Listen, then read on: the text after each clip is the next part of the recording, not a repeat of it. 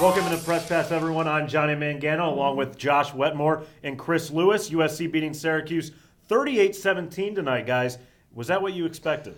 Yeah, pretty much. I think that's what I was expected. I'm not sure I expected Matt Barkley to pick apart that defense quite as much as he did. I maybe was expecting 4 touchdowns instead of 5, so pretty much what was expected. I expected Syracuse to come out strong in this game, and they did. They didn't score that early touchdown, and that cost them, and they really seemed like they fell behind in this one. Well, let's take a look at the box score. 38-17, Syracuse loses. Matt Barkley, 5 touchdowns to 5 different receivers, guys. You got to love them spreading around the well. Well, they did spread it around, but I really think this goes back to Robert Woods and how he played. I know he only had 1 touchdown catch, but another one was because of him. They had that big play down the middle to their tight end. What happened was Phillip Thomas slid over to guard Woods when he shouldn't have and left the middle of the field wide open, so Woods still had an impact despite only 1 touchdown catch. Ryan Nassib starting off hot, finishing with 230 yards. How did he do you think? Yeah, I mean, you look at the numbers, it's not a bad game for him. You said it, 230 yards. He did throw a touchdown pass, and I thought he looked good overall. The big stage didn't frighten him one bit. He looked sharp.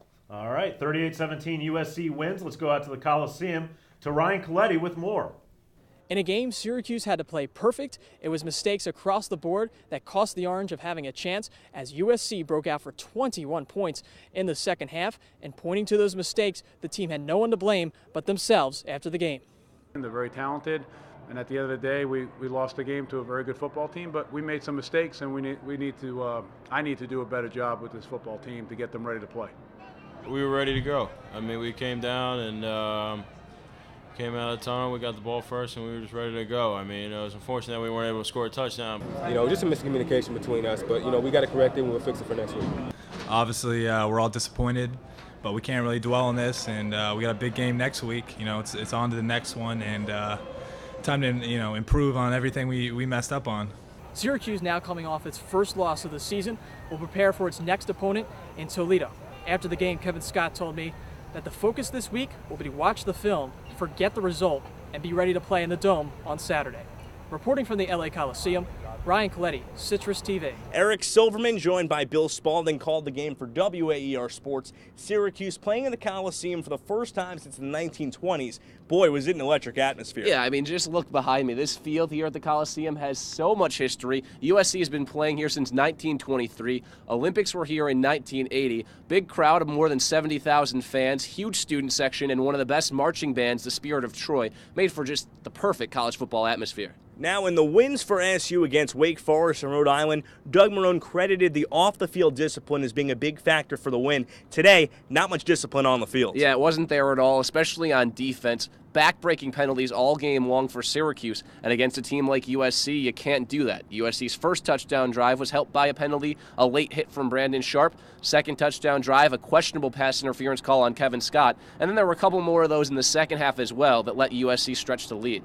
Now, even after Syracuse almost lost to FCS Rhode Island last week, a lot of players, Doug Marrone said, still the same game plan against USC. Today, Bill, they lose with that game plan, yet Antoine Bailey told me it was still going to be the same old against Toledo. Yeah, well, I mean, the players took some bright spots out of that. Obviously, after the game, they were disappointed that they lost, but they said, you throw a few of those mistakes out, if Syracuse makes the plays it expects to make and doesn't have the stupid penalties, they were right in that ball game. They were able to compete with USC and not be completely outclassed. So they're taking that as a positive moving forward to Toledo next week.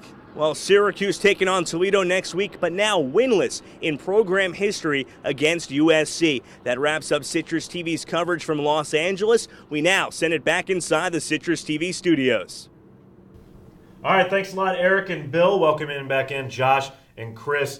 Now taking a look at the Big East, West Virginia going on the road to College Park and beating Maryland 37-31. What did you take away from the Mountaineers? Well, this is no win to sneeze at, Johnny. Maryland's a very good team. They beat Miami in the season opener despite the hideous jerseys. But at the same time, I think West Virginia is still no match for LSU next week. I know Dana Holgerson's offense is good, but LSU's defense is much better. It's going to get ugly in Baton Rouge. That game in it is in Morgantown. It is. So West Virginia could beat LSU. Now, switching over to Pittsburgh, Iowa. Pittsburgh was up 24-3 in this game. Iowa coming back to win 31-27.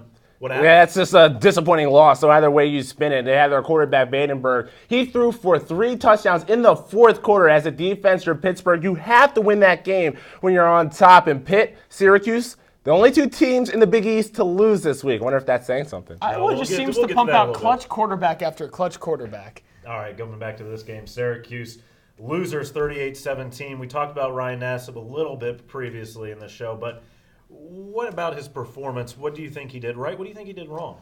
Well, I think what he did right was he played within himself. He played within the system.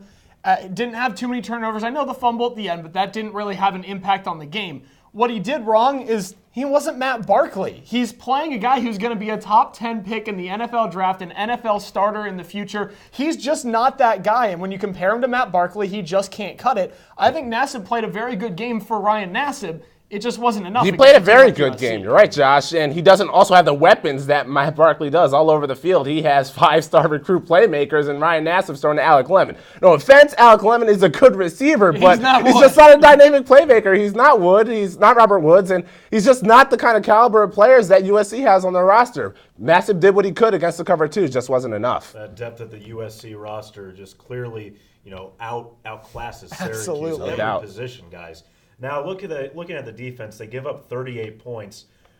What aspect of the defense just played poorly? Well, it was the secondary. They couldn't really hold up enough. The defense tried to mix it up. You saw a lot of Okie pack into this game, trying to get anything you could do to get Matt Barkley out of his rhythm, but the secondary couldn't hold up. Similar to what we saw last year, Josh, against Washington, where Syracuse really struggled to contain Jake Locker and Jermaine Kearse. They had a really good connection going. What they did was they learned from that, though, and the rest of the season, they were able to overcome their secondary. Now, this year will have the same impact. That's later to see. Yeah, and I think it actually reminded me a lot of the Wake Forest game, and the difference in that one was in the third quarter, Syracuse knocked out Wake Forest starting quarterback. That would help. They didn't do that against the Trojans this time, and I think really what their problem is, and it's what everyone expected going into the season. They're young, they're talented, they're not disciplined. They haven't played long enough. They make mental mistakes. Dyshawn Davis had one where he just forgot to cover a guy in the flat and blitzed instead. That turned into a first down. I already mentioned Phillip Thomas sliding too far to the side, allowing the big touchdown down the middle of the field. It's plays like that where they just lose what they're supposed to be doing within the defense that turns into big touchdowns and big plays for the other team. Now, waking up this morning, it was a normal Saturday morning, and then you turn on the computer or turn on the TV, and you saw this news coming out that various sources are reporting that Syracuse and Pittsburgh are going to join the ACC as early as tomorrow. Yeah, stunning news. I mean, stunning in a way. I don't think it's no one should be surprised by any team moving to any other conference right now. It's going to be a mad scramble.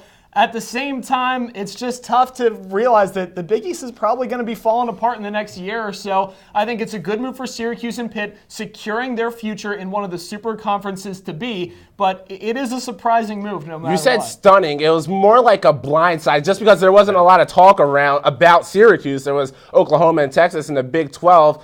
That's my initial reaction is it is a good move for Syracuse. You're going to the ACC, which is more stable, better for football, which makes all the money in college sports. I'm a big basketball fan as well as football, so I just love Big East hoops. And to see that disintegrate, which it will in the next 2 to 3 years, that's just sad to me. The Syracuse-Duke matchup could be pretty good, though. Oh, yeah, but it's not Syracuse-Georgetown, which has a history. But the thing is, you can build new traditions in the ACC, and I think that's what Dr. Gross is planning on doing. It's certainly huge news here on the Hill. Coming back to the football game, your final thought, Josh, coming out of the Coliseum. More discipline for this football team. Syracuse, particularly on defense, just needs more experience, more time to gel as a unit, and more time to decide that I trust this scheme. What Scott Schaefer has me doing is what I should be doing. Not use your instincts, just play and play where you're supposed to play. This defense, as I said before, making too many mistakes, and it's costing this team. And it's not because they're not talented enough. They are talented across the board faster than they have ever been in years. I just think they need to learn how to play a little bit better as a unit. Josh, you say undisciplined, and then I think back to the Washington game last year, as I said earlier, and then I think this team has come a long way, and that's really my final thought, that Syracuse has come a long way, even from last year in that Washington game. Today, yeah, they faced a team that was better than them in USC, and they kind of got blown out if you just look at the scoreboard. But look at the way they played. They played a lot better than what they did against Washington last year. I thought their offense was in rhythm. It's unfortunate that they didn't get that touchdown earlier in that first drive, but I thought their offense played up to par in a game like this, and their defense, aside from their secondary, played pretty well in this game against a very talented USC team. No, real quick, do you guys think they get a win next week against Toledo? Yeah, I do. Toledo is a tougher team than people think, but I think they might be coming out strong after getting blown out by Boise State, or they could be a little hesitant. I think either way, Syracuse takes it. You're coming back east, and you just have to get settled in. Toledo's no easy game, but I still think Syracuse gets the win. All right, thanks a lot, guys.